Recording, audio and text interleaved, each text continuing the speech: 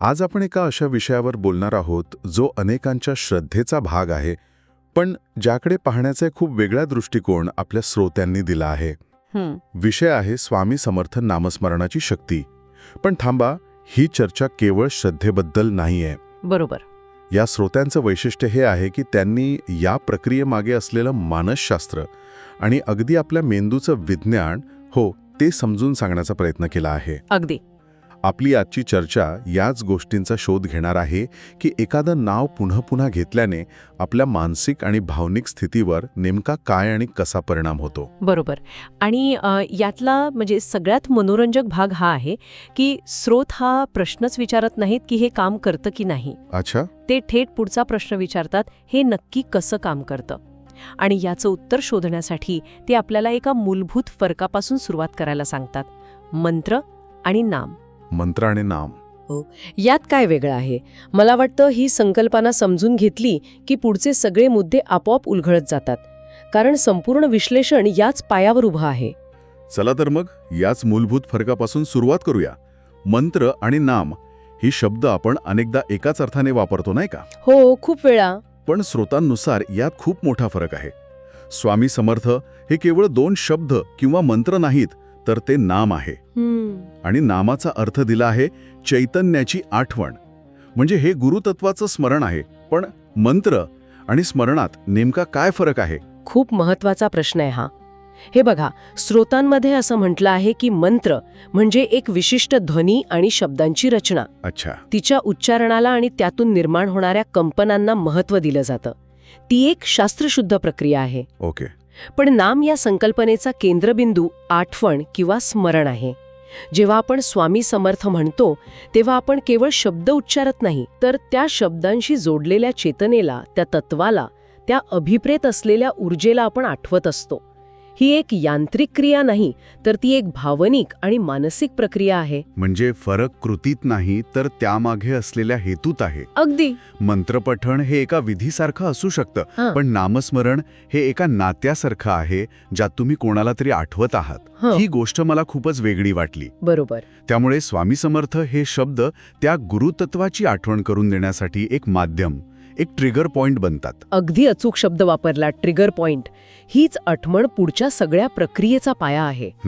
जेव्हा मन त्या चेतनेशी जोडले जाते तेव्हा आपल्या विचारांची दिशा बदलते. आपण आपल्या छोट्या छोट्या समस्या आणि मी माझं या वर्तुळातून बाहेर पडून एका मोठ्या व्यापक शक्तीचा विचार करू लागतो. खरंय. असं हे स्रोत सुचवतं. आणि इथूनच खरा मानसिक बदल सुरू होतो. आणि हा मानसिक बदल कसा होतो याचं स्पष्टीकरण देताना स्रोतांमध्ये खूप छान संकल्पना वापरली आहे, जी मला वाटते आपल्या सगळ्यांनाच लागू पडते. कोणती? त्यांनी आपल्या मनाचं वर्णन केलं आहे. सतत चिंता, भीती, भूतकाळातल्या चुका आणि भविष्याच्या योजनांमध्ये भरकटलेलं एक जहाज. बरोबर. मन कधीच स्थिर नसतं. कधीच नाही. इथे नामस्मरण काय करतं, तर ते या भरकटलेल्या जहाजाला एक अँकर म्हणजे नांगर पुरवतं. हो, आणि अँकर ही उपमा इथे अगदी चपखल बसते. बरोबर. समुद्रात वादळ आल्यावर जहाजाला स्थिर ठेवण्यासाठी नांगर टाकला जातो. तो वादळ थांबवत नाही, पण जहाजाला भरकटू देत नाही. तसंच आपल्या मनात जेव्हा विचारांचं वादळ सुरू असतं, ऑफिसचं टेन्शन, घरातल्या जबाबदाऱ्या, तब्येतीच्या तक्रारी, तेव्हा हे नाम मनाला स्थिर ठेवतं. स्रोतांमध्ये याला थॉट ओव्हरलोड थांबवणारी प्रक्रिया म्हटलंय. म्हणजे हा अँकर त्या सगळ्या विचारांमधून आपलं लक्ष काढून एका बिंदूवर आणतो. हो.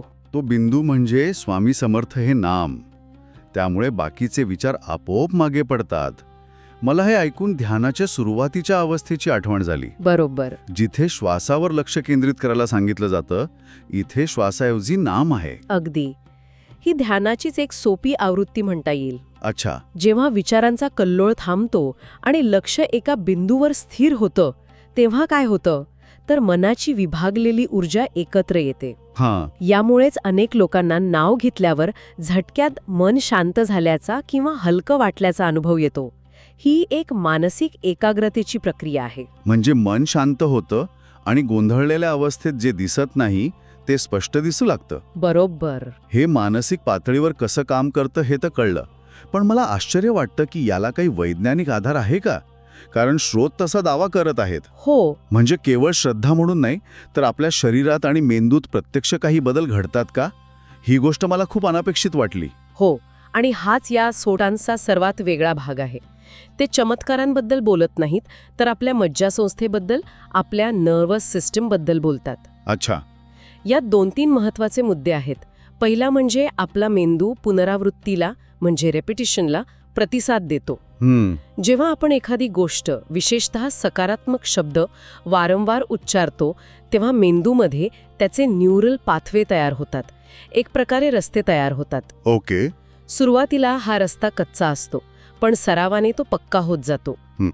त्यामुळे स्वामी समर्थ हे शब्द ऐकताच किंवा उच्चारताच मेंदूला शांत आणि सकारात्मक स्थितीकडे जाण्याचा संकेत मिळतो. म्हणजे आपण आपल्या मेंदूला एक प्रकारे कंडिशनिंग करत आहोत. अगदी. जसं की विशिष्ट गाणं ऐकल्यावर आपल्याला ताजातवानं वाटतं, तसंच या नामामुळे मेंदूला शांत वाटण्याची सवय लागते.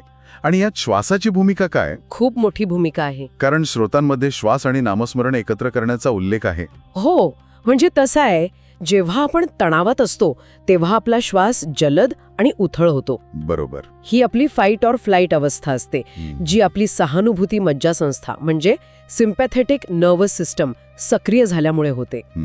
पण जेव्हा आपण शांतपणे खोलवर श्वास घेत नामस्मरण करतो तेव्हा आपण आपल्या रेस्ट अँड डायजेस्ट प्रणालीला म्हणजे पॅरासिम्पॅथेटिक नर्वस सिस्टमला सक्रिय करतो. अच्छा, म्हणजे आपण जाणीवपूर्वक आपल्या शरीराला सांगतोय की आता सगळं ठीक आहे, शांत हो. बरोबर. यामुळे हृदयाचे ठोके मंदावतात, रक्तदाब कमी होतो आणि स्नायूंमधला ताण निवळतो. म्हणजे आपण ज्याला निव्वळ श्रद्धा म्हणतो त्याला थेट शारीरिक प्रतिसाद मिळतोय. अगदी. याचा थेट परिणाम म्हणजे तणाव वाढवणारे हार्मोन्स जसे की कॉर्टिसॉल यांचं प्रमाण कमी होतं आणि विचारांमध्ये स्पष्टता येते, क्लॅरिटी येते आणि मग निर्णय घेण्याची क्षमता सुधारते. हो. यामुळे होतं काय की आपली निर्णय घेण्याची क्षमता सुधारते. स्रोतानुसार हा कोणताही चमत्कार नाही, तर मानसिक संतुलन साधण्याचा हा एक वैज्ञानिक मार्ग आहे. यामुळे व्यक्तीची परिस्थितीला प्रतिक्रिया देण्याची पद्धत बदलते. जिथे आधी भीती किंवा राग यायचा तिथे आता शांत आणि विवेकी विचार येतो. म्हणजे भावनेच्या भरात निर्णय न घेता शांत मनाने विचार करून कृती करतो. एक्झॅक्टली. हे सगळं खूपच तर्कसंगत वाटतंय, पण मग एक प्रश्न मनात येतो. हे तर कोणत्याही एका सकारात्मक शब्दावर किंवा नावावर लक्ष केंद्रित केल्याने होऊ शकतं, नाही का? मग विशेषतः स्वामी समर्थ या नावालाच इतकं महत्त्व का दिलं जातं? यावर स्रोतांमध्ये काही म्हटलं आहे का? हा एक नैसर्गिक प्रश्न आहे आणि स्रोतांनी यावरही प्रकाश टाकला आहे. त्यांचं म्हणणं असं आहे की तांत्रिकदृष्ट्या तुम्ही कोणत्याही सकारात्मक शब्दाने मनाला स्थिर करू शकता. पण स्वामी समर्थ या नावामागे केवळ शब्द नाहीत, तर त्यामागे एक संपूर्ण तत्वज्ञान आणि एक मोठी परंपरा आहे. स्वामी समर्थ हे केवळ एक व्यक्ती नाहीत, तर ते दत्त परंपरेचे प्रतीक मानले जातात. आणि या परंपरेचं सार एका वाक्यात आहे, मी नाही तू आहेस. मी नाही तू आहेस. हे ऐकायला साधं वाटतं, पण याचा अर्थ खूप खोल आहे. याचा अर्थ कर्तेपणा स्वतःकडे न घेणं.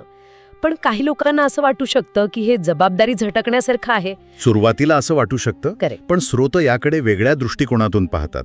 हे जबाबदारी झटकणं नाही, तर अहंकाराचं ओझं उतरवणं आहे. अहंकाराचं ओझं. हो. आपल्या आयुष्यात घडणाऱ्या प्रत्येक चांगल्या वाईट गोष्टीचं श्रेय किंवा दोष आपण स्वतःवर घेतो. बरोबर. यश मिळालं की अहंकार वाढतो, अपयश आलं की निराशा येते. खरंय. या दोन्ही भावना आपल्याला अस्थिर करतात.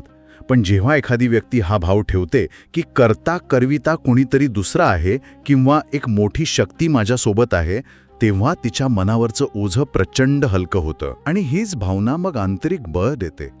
जेव्हा कोणी म्हणतं की स्वामी समर्थ माझ्यासोबत आहेत, तेव्हा मी या संकटात एकटा नाही, कोणीतरी मार्गदर्शक आहे, ही भावना मनात येते.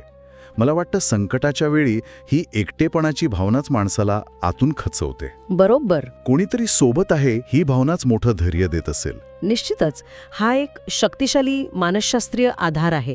याला सरोगेट ऑफ होप असंही म्हणता येईल. अच्छा. जेव्हा आपल्याला वाटतं की आपल्यापेक्षा मोठी शक्ती आपल्या पाठीशी आहे, तेव्हा आपण जास्त धाडसाने आणि कमी चिंतेने परिस्थितीला सामोरे जातो. भीती कमी होते. कारण अपयशाची संपूर्ण जबाबदारी फक्त माझ्यावर नसते. अगदी. मीपणा कमी झाला की ताण आपोआप कमी होतो.